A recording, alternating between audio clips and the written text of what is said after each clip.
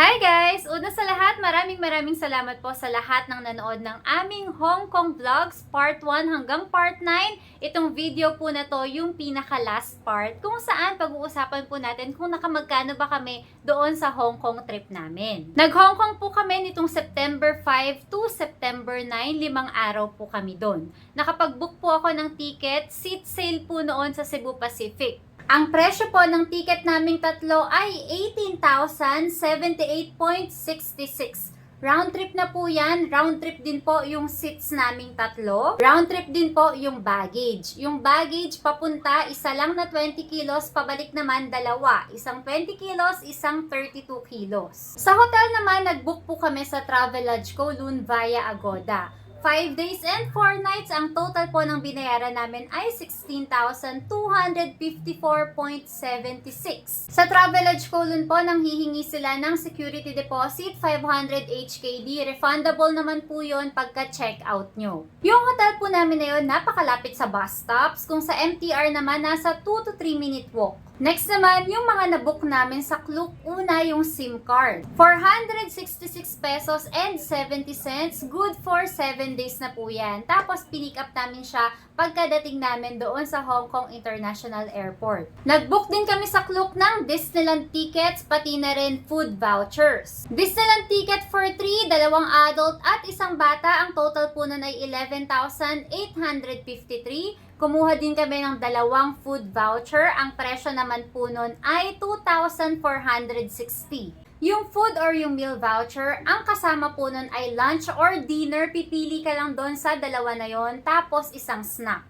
Nanghinayang nga ako kasi doon din kami nag-dinner. So sana pala ang kinuha ko yung lunch and dinner plus snack na. So, ang nangyari, sinwipe na lang namin sa credit card yung kinain namin nung dinner. Ang total po nun ay 2,077. Pagdating naman po sa airport ay meron tayong babayaran na travel tax. Para po sa aming tatlo, ganun ulit, tatlong adults at isang bata. Ang total po ng travel tax namin ay 4,050. At may binayaran pa po kami pa uwi dahil doon kami nagpark sa NAIA Terminal 3. Yung total po ng pagsistay namin or ng kotse namin doon ay 1,500. Sarado po yun, 1,500.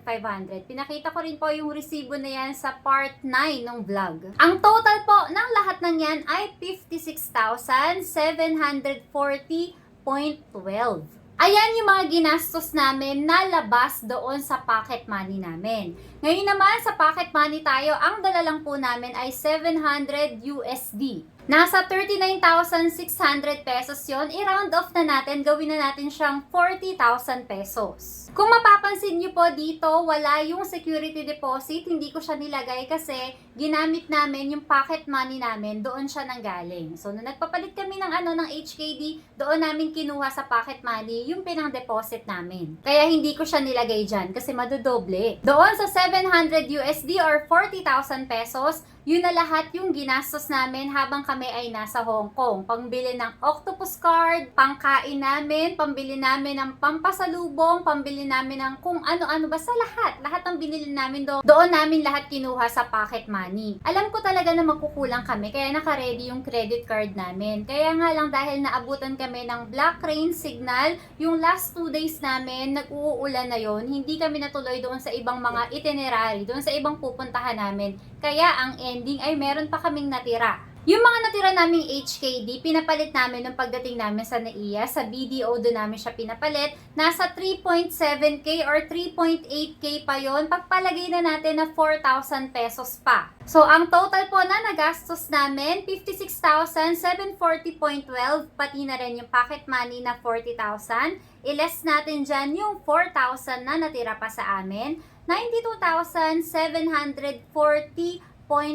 O, i-round off na natin, gawin na natin 93,000 pesos. 93,000 pesos po ang lahat ng nagastos namin. Kaming pamilya na po yun, all in na yun, lahat na po ng ginastos namin. Ngayon naman po pag-usapan natin yung mga tips, yung mga mahahalaga, yung mga dapat nyo pong gawin or dapat nyong dalin. Una po, e-travel. Kailangan nyo pong gumawa or mag-fill out ng e-travel form sa www.etravel.gov.ph.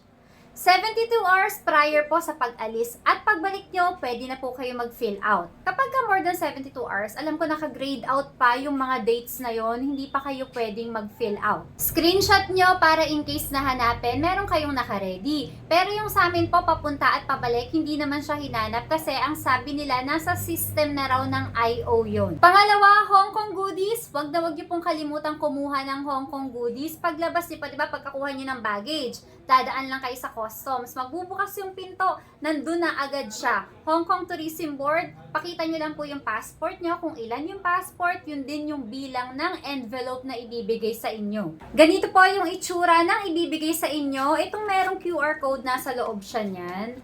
Yan. Tapos i-open nyo. Pagka-open nyo, scan nyo lang to. Walang kahirap-hirap para sa amin na ma-redeem yung Hong Kong goodies, 100 HKD, e-coupon siya. Ang ginawa po namin, nasa Pilipinas pa lang ay nagawa na kami ng account. Nag-sign up na kami sa www.discoverhongkong.com. Mag-sign up lang po kayo dyan. Ipapa-enter sa inyo yung number nyo, tapos magbibigay sila ng OTP. Nag-download din kami ng WhatsApp kasi papapiliin kayo doon kung saan nyo ba gustong ma-receive yung OTP. SMS or WhatsApp. So yun, para mas madali nyo matanggap, mag-download din po kayo ng WhatsApp. So ang nangyari, dahil nga dito pa lang sa Pilipinas ay nakapag-sign up na kami, ibig sabihin ay meron na kaming account. Pagdating po namin sa Hong Kong International Airport, diba, ayan. In-scan lang namin siya sa QR code scanner or kahit sa camera, diba, sa iPhone, sa camera lang. Kapag ka-scan nyo dito, mapupunta kayo doon sa website ng discoverhongkong.com. Ipapa-enter lang sa inyo yung number or yung email na ginamit nyo, pati na rin yung password. Sa amin, hindi na po ulit kami hiningaan ng OTP. Dire-diretso na siya. Pagka-scan nito, nag-login lang kami gamit yung number namin, ha. Gamit yung number namin, tapos password.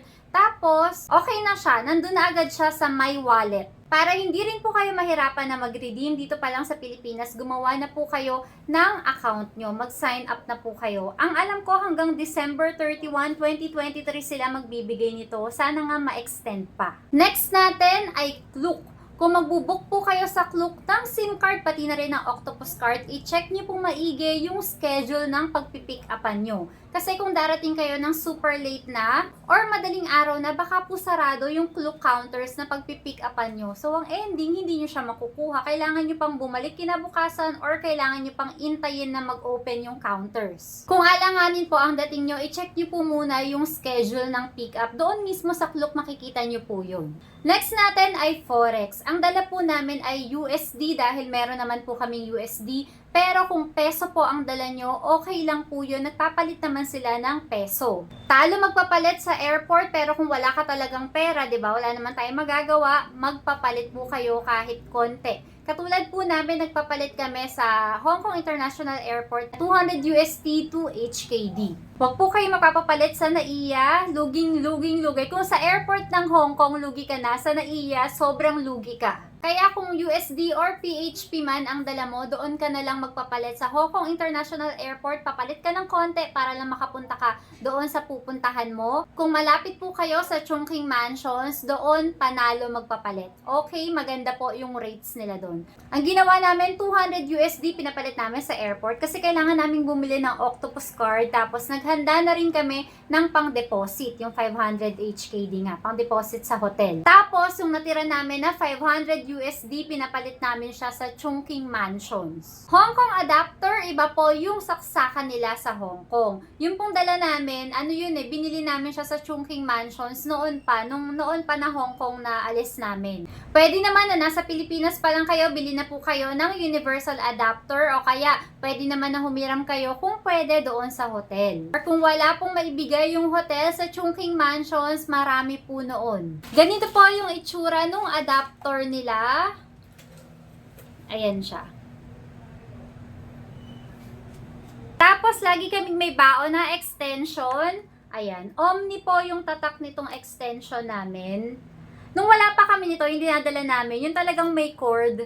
Tapos, nung nakakita kami nito, ayan. Bumili na kami. Perfect kasi siya for travel talaga. So, ang ginagawa namin, para mas marami kaming masasaksak. Ayan, sasaksak namin siya, pak. O, ayan, 3 ang masasaksak namin. Sunod natin sa Disneyland. Sa Disneyland po ay pwede kayong magbaon ng snacks. Pwede kayong magbaon ng tinapay, yung mga burger, chips, inumin, pwede po. Meron nga din ako nakikita na nag-share sila doon sa isang group na kasama kami. Meron silang baon ng mga hotdog, maling, spam, tapos may konting kanin. Nakakalusot naman daw sila. Ang alam ko po na bawal yung mga pagkain na kailangan pang initin, kailangan lagyan ng mainit na tubig tulad po ng mga cup noodles. At ang alam ko, bawal din po yung mga malalansa katulad ng mga sushi at sashimi. Magdala po kayo ng lalagyanan ng tubig. Marami pong water refilling station doon. Ang mahal ng tubig doon ay 30 HKD. Kada CR po nila, nandoon po, nasa labas yung water refilling station. Kung may balak naman po kayong kumain doon ng breakfast, lunch, pati na rin dinner,